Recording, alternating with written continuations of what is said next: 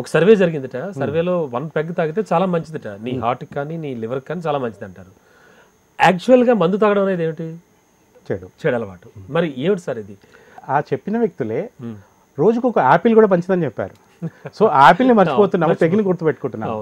ఇక్కడ వాళ్ళు చెప్పినప్పుడు ఎవరు చెప్పుకుంటారు అంటే, ఒక వయసులో ఒక స్టేజ్ వచ్చి వాళ్ళకి నిద్రపడట్లేదు, ఏదైనా ఇబ్బంది వస్తుంది అంటే ఒక పెగ్గు తాగితే పెద్దగా నష్టమేం లేదు, మీకు ఒకవేళ తాగితే తాగండి అని డాక్టర్ ఏదో సందర్భంలో చెప్పుంటాడు. దాన్ని యూనివర్సల్ గా చేసేసి ఉదయాన్నే స్నానం చేయాలన్నట్టు, రాత్రి కాగానే ఒక పెగ్గు తీసుకోవాలని అలాంటి రూల్స్ ఏమీ లేవండి.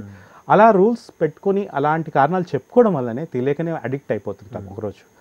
ఇక్కడ తాగడము అనేది ఒక చాయిస్ లాగా కాన్షియస్గా వాళ్ళు చూస్ చేసుకుంటేనేమో వాళ్ళ కంట్రోల్లో వాళ్ళు ఉంటారు. కానీ ఎప్పుడైతే ఇందాక మనం మాట్లాడుకున్నట్టు అలవాటు చేసుకునేంత వరకే మన చేతిలో ఉంది, అలవాటు అయిన తర్వాత మనం దాని చేతిలో ఉంటాము. ఎప్పుడైతే మీరు చాలా పవర్ఫుల్ మీ లైఫ్ని మీ చేతిలో కాకుండా ఒక బాటిల్లో ఉన్న ఆల్కహాల్ చేతిలోకి ఇస్తున్నారు అంటే మీ యొక్క ఉనికిని కోల్పోతున్నట్టే. కాబట్టి దాని నుంచి ఎలా బయటపడాలని తప్పకుండా అర్థం చేసుకోవాల్సిన అవసరం ఉంటుంది. ఓకే, ఒక చెడు అలవాటు నుంచి మంచి అలవాటు వైపు పయనం చేయాలి అంటే ఎవరైనా ఏ వయసు వాళ్ళైనా సరే ఏం చేయాలంటారు? ఇప్పుడు చాలా చిన్న వయసు నుంచి అలవాట్లు అవుతాయి, చాలా మందిని చూసి ప్రభావితం చెంది ఫ్యామిలీ కానీ సొసైటీ కానీ అనుకుని చర్చించుకుంటూ ఉన్నాం. అయితే ఒక చెడు అలవాట్లు, ఆల్రెడీ ఒక చెడు అలవాట్లో ఉన్నాను అది నాకు తెలుసు, బట్ ఇందులోంచి మంచి అలవాటు వైపుకు దారి తీయాలి అంటే ప్రతిరోజు సాయంత్రం వెళ్ళి బస్ స్టాప్లో నిలబడి అమ్మాయిలను చూస్తూ ఉన్నాను, అది కాకుండా అక్కడ టీస్ చేస్తూ ఉన్నాను, అది కాకుండా అదే టైంలో సాయంత్రం వేళ వెళ్ళి లైబ్రరీలో కూర్చుంటూ 2 బుక్స్ చదవచ్చు, చాలా మంచి ఎట్లా? సో ఇందాక మనం మాట్లాడుకో 2 విషయాలు అత్యంత ముఖ్యమైనవి. ఒకటేమో గుర్తింపు, ఎలా మారుస్తాము అంటే గుర్తింపు మార్చడం ద్వారా కూడా మారుస్తాం. రెండోది, ప్రతి అలవాటుకు సాధారణంగా ఒక టైం ఉంటుంది, ఒక టైంలో చేస్తాం.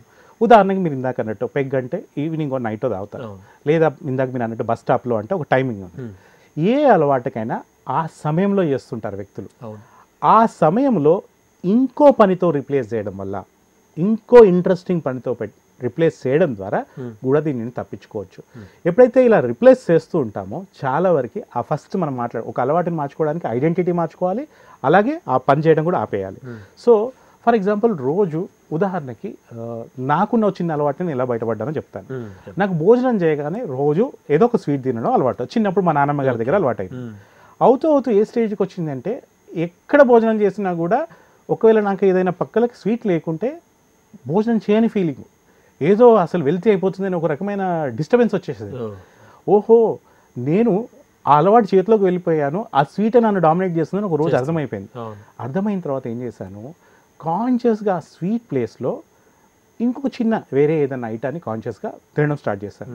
స్టార్టింగ్లో బాగా ఇబ్బంది అనిపించింది, కానీ ఎప్పుడైతే ఒక 1 month to 2 months, మామూలుగా అయితే ఒక హ్యాబిట్ని బ్రేక్ చేయడానికి 21 days లేదా 40 days అంటుంటాను, 21 days to 40 days లోపల. ఎప్పుడైతే నేను మెల్లిగా ఇంకో ఐటమ్తో రిప్లేస్ చేశానో, స్వీట్ కాన్ దాంతో రిప్లేస్ చేశానో, మెల్లిగా ఈరోజు నేను ఓవర్కమ్ అయ్యాను. ఈరోజు ఎప్పుడైనా తినబుద్ధి అయితే తింటాను, లేదా తినను, కానీ ఈరోజు నన్ను ఆ స్వీట్ డామినేట్ చేసే స్టేజ్లో అయితే లేదు.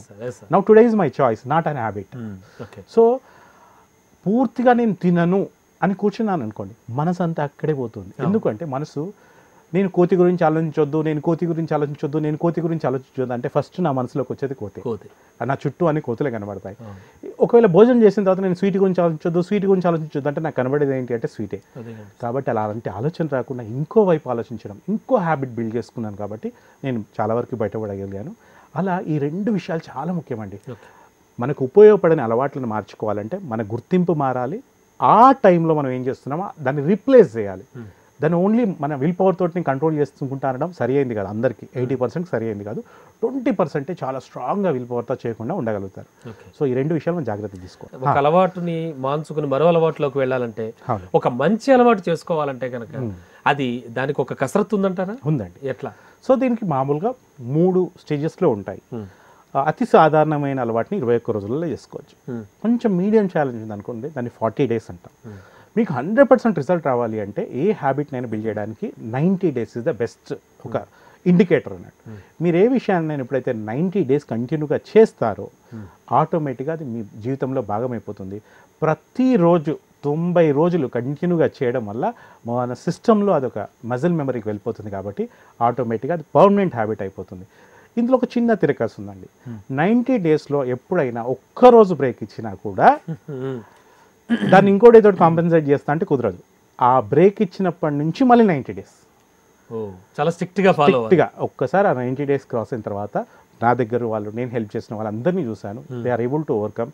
పాత అలవాట్ల స్థానంలో కొత్త అలవాట్లు, వాళ్ళకు ఉపయోగపడే అలవాట్లు, వాళ్ళ లక్ష్యాలకు ఉపయోగపడే అలవాట్లు నిర్మించుకోగలిగారు. అద్భుతాలు సాధిస్తున్నారు. ఓకే, జనరల్గా మీరు ఇంతకుముందు చెప్పినట్టుగా చాలా మందిని కౌన్సిలింగ్ చేస్తూ ఉంటారు, చాలా మందికి సజెషన్స్ ఇస్తూ ఉంటారు. మీరు చూసినటువంటి వాళ్ళలో ఏ ఏజ్ గ్రూప్ వాళ్ళు ఎక్కువగా అలవాటు నుంచి, అంటే ఒక చెడు అలవాటుగా భావిస్తున్నటువంటి విషయం నుంచి మంచి అలవాటు వైపు మళ్ళడానికి ఏజ్ గ్రూప్ ఏమైనా ఎఫెక్ట్ అవుతుందంటారు? దాదాపు ఇప్పుడు అన్ని ఏజ్లో ఇది వస్తుందండి. ఒక పిల్లల రిలేటెడ్ లేనేమో వాళ్ళకి అవేర్నెస్ ఉండదు, వాళ్ళకి అలవాటు ఉందని. కాకపోతే యువత విషయంలో చూస్తున్నాము, దాదాపు ఏజ్డ్ పీపుల్, మనం అనుకుంటాము 80 years 90 years వాళ్ళకి బహుశా ఇబ్బందులేము, వాళ్ళు కూడా కొన్ని అలవాట్ల వల్ల ఇబ్బంది పడుతున్నారు. సో ఇక్కడ అలవాటుకి ఏజ్ కన్నా కూడా వాళ్ళు ఎలాంటి అలవాట్లు ఏర్పరచుకున్నారు, ప్రస్తుతం వాళ్ళు ఉన్న లక్ష్యానికి. ఫర్ ఎగ్జాంపుల్ ఒక ఏజ్డ్ పర్సన్ ఉన్నాడు అనుకోండి, తను ఆరోగ్యంగా ఉండాలనుకుంటాడు, కానీ అతనికి ఆ స్వీట్స్ తినడం అనే అలవాటు పోలేదనుకోండి, ఆటోమేటిక్గా అతని హెల్త్ డ్యామేజ్ అవుతుంది. యువత ఉందనుకోండి, మీరు ఎన్నో సర్వేలు చెప్తున్నాయి, ఎంత వద్దన్న మొబైల్ వచ్చినాక, స్మార్ట్ ఫోన్ వచ్చినాక చూడకూడని విషయాలు రాత్రి సోషల్ మీడియా ఒక పెద్ద ప్రధాన అలవాటు అయిపోయింది. అనవసరమైన ఫోన్ సైట్కి వెళ్ళడం అనేది ఒక అలవాట్లాగా అయిపోయింది. ఎప్పుడో ఇదేంటి అని క్యూరియాసిటీతో చూసే వాళ్ళు కాస్త అది చూడలేని నాకు నిద్ర రావట్లేదని కొంతమంది చెప్తుంటారు. ఇలాంటి అలవాట్లని ఏ ఏజ్ వాళ్ళైనా దాని చేతిలోకి వెళ్ళకుండా అది మన చేతిలో ఉండాలంటే మాత్రం క్యూరియాసిటీ హ్యాబిట్గా ఎప్పుడు మారుతుందని మనం తప్పకుండా అర్థం చేసుకోవాలి. లేదా కొంతమంది ఎక్స్పర్ట్ హెల్ప్ తీసుకొని, లేదా తన స్నేహితులు అర్థం చేసుకుంటే, కుటుంబ సభ్యుల హెల్ప్ తీసుకొని, 2 విషయాలు మాత్రం తప్పకుండా మార్పు రావాలి. తన గుర్తింపు, తను ఇలా నేను ఇది లేని నిద్రపోలేను అనే స్టేజ్ నుంచి నేను ఇది లేకుండా ప్రశాంతంగా నిద్రపోతానని గుర్తింపు రాగలగాలి, లేదా కొత్త విషయాన్ని తీసుకురాగలగాలి. ఈ 2 విషయాల్లో మార్పు తీసుకోవడం వల్ల ఏ అలవాటు నుంచి అయినా బయటపడవచ్చు, ఏ అవసరమైన అలవాటునైనా తీసుకురావచ్చు. అది మనిషి చేతిలోనే ఉంది. రైట్ సార్, చాలా చాలా మంచి పాయింట్స్ చెప్పారు. నిజంగా మీరు చెప్పినట్టుగా ఆ చిట్కాలు పాటిస్తే డెఫినెట్గా ఒక చెడ్డ అలవాట్లో ఉన్నా కూడా మంచి అలవాటు వైపు జీవితాన్ని దారి తీసుకోవచ్చు. Thank you so much sir, చాలా చక్కగా.